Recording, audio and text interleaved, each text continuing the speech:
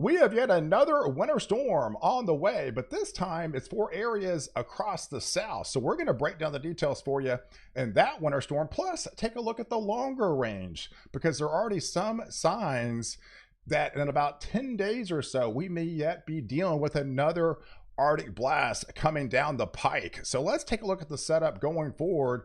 We've got an area of low pressure that's really starting to really deepen down there in southern portions of California. That is actually the culprit on the backside of this low pressure center that's bringing all the excessive winds and some of the creating those fires that's unfortunately they're dealing with down there, and some colder air dropped all the way down into Arizona, New Mexico, even some winter weather advisories for them, even could be snowing in El Paso.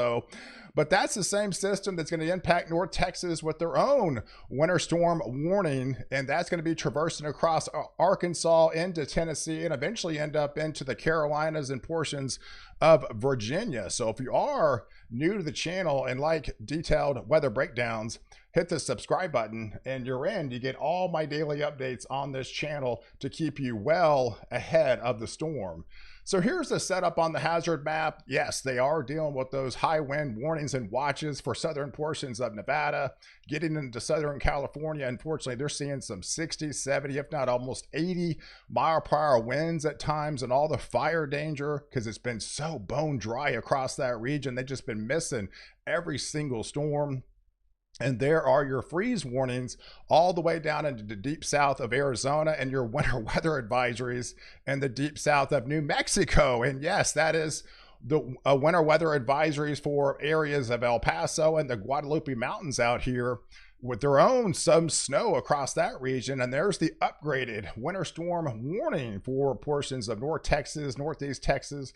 That extends into Arkansas outside in the blue area. That is a winter storm watch. But yes, we're expecting snow to unfold across that region that will likely extend into Mississippi, getting into Alabama, as well as the northern portions of Georgia, encompassing all of Tennessee into Kentucky. And this will likely continue into portions of the Carolinas and Virginia. But one of the things that this storm has to work with is a lot of moisture, folks. I mean, this is crazy amounts of moisture coming in from the Gulf here. You're looking at your precipitable water anomaly index, and this is about 200% above average, what you would typically get for this time of year. And January is one of your drier months across the South. So when you see something about 200% in any given time, you're probably going to have some pretty fair amount of liquid to be able to work with. And here's the temperature. So how much of that liquid is actually going to be falling as freezing precipitation, sleet, or snow? So here's the temperatures going into tomorrow afternoon, about 3 or 4 o'clock. You can see the temps, right? They're right around 35, 34, at times could be 33 degrees, hovering right around just north of that freezing line. That is definitely going to be crucial on the setup with all that liquid that's going to be tapping into. And look at the liquid amounts, folks. I mean, we're dealing with, up to an inch of precipitation across the Dallas-Fort Worth area. Just south of there, up to 2 inches. So they're not going to be starving for moisture to feed this winter storm. That's going to be definitely the deal. But how much of that is actually going to be in the form of sleet or freezing rain or snow? So I think on the initial onset, because this atmosphere is pretty dry in the mid levels of the atmosphere, once the system starts, probably around 7 o'clock tomorrow morning, we'll likely see all sleet coming into the Dallas-Fort Worth area across areas of West Texas, likely all rain, just kind of a cold rain for those areas, say probably Athens, Corsicana, southbound, all a chilly cold rain.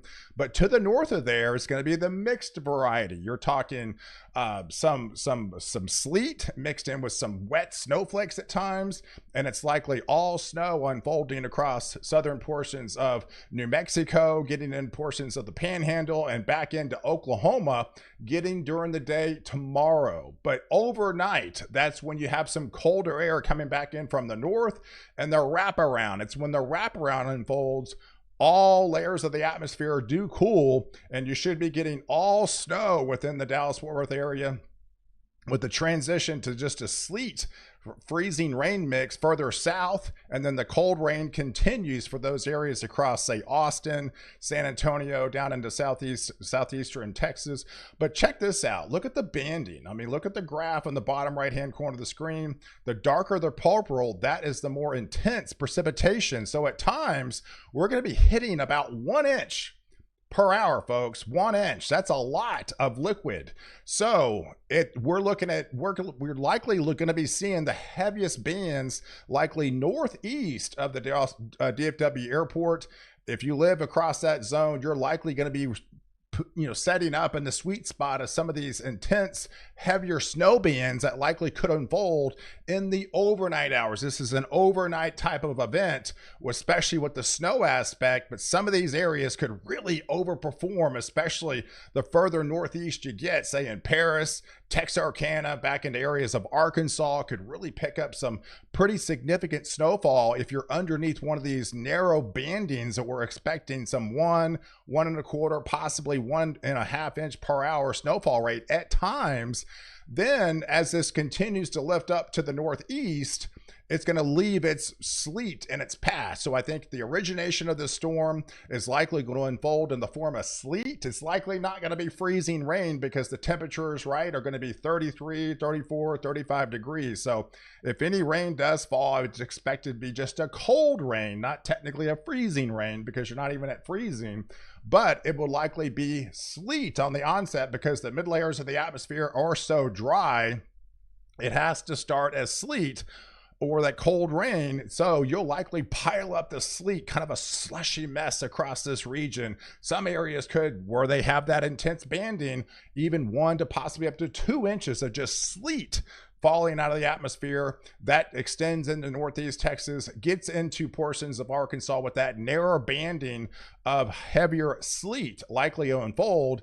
And here's some of your preliminary snow amounts. So right now, the official winter storm warning is for 2 to 4 inches across the Dallas-Fort Worth Metroplex, upgraded to potentially up to 8 inches in some isolated spots. And that's the isolated spots is where this narrow banding sets up overnight. We're talking Thursday night into the wee hours of Friday morning into the overnight time frame. So some of these areas are likely going to be overperformed. Where exactly this narrow banding actually sets up is changed a little bit, right? So this continues to shift a little bit further east or northeast, but you get the idea. I mean, this vicinity is going to be getting likely some heavier snow bands with those intense, heavier snowfall rates unfolding into the wee hours of the morning. The ceiling for this storm is going to be double digits. So not everybody's going to see that, but some areas will likely see that with some higher totals extending into northeast Texas,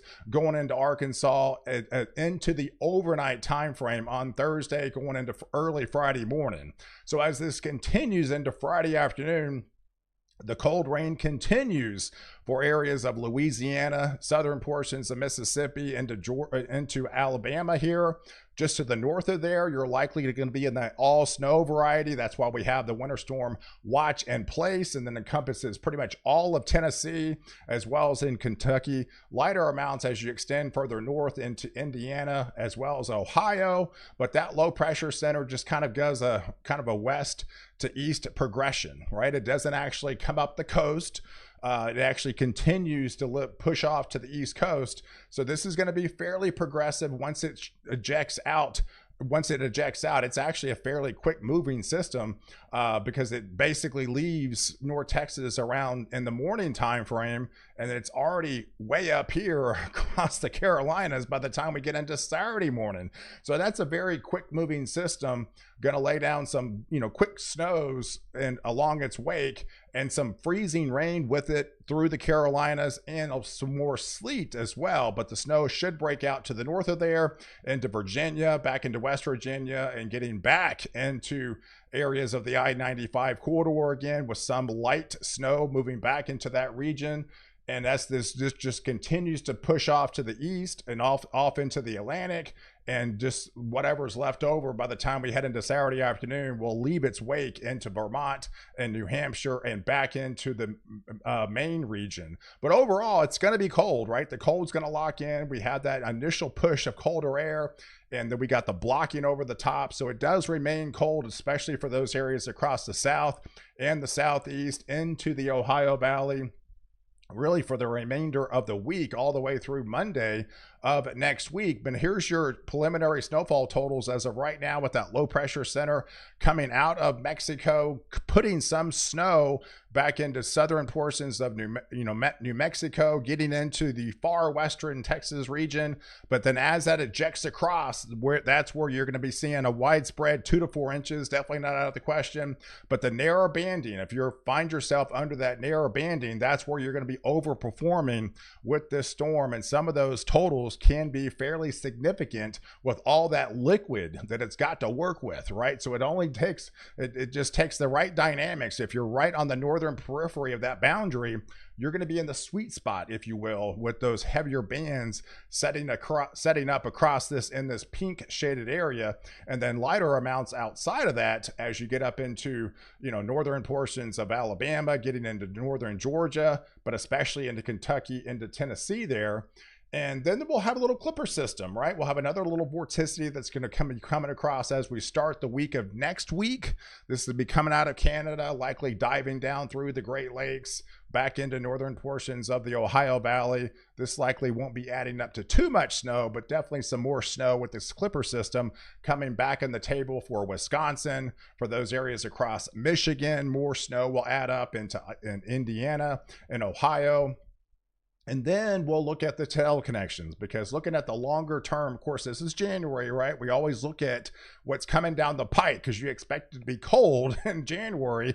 And we have another pretty significant colder blast likely on the table, because if you look at the upper levels here with the EPO, your East Pacific Oscillation, look at the nosedive again, right? It kind of flattens out. We had that cold blast and the cold locks in, but it significantly takes a downward dip again as we head towards that 17th, 18th, there's the 19th, 20th, 21st, 22nd time frame, right towards that Martin Luther King time frame. We could be looking at a fairly significant Arctic blast on the way coming down the pike again. So here's your GFS ensembles putting some blocking over the top again and putting a much colder picture back in the picture. But this time, this could align more into the central US and not be east base loaded. This looks more aligned in the central US. That means it comes down the pike all the way to Mexico and brings probably the coldest temperatures of the season, likely even colder than this one that you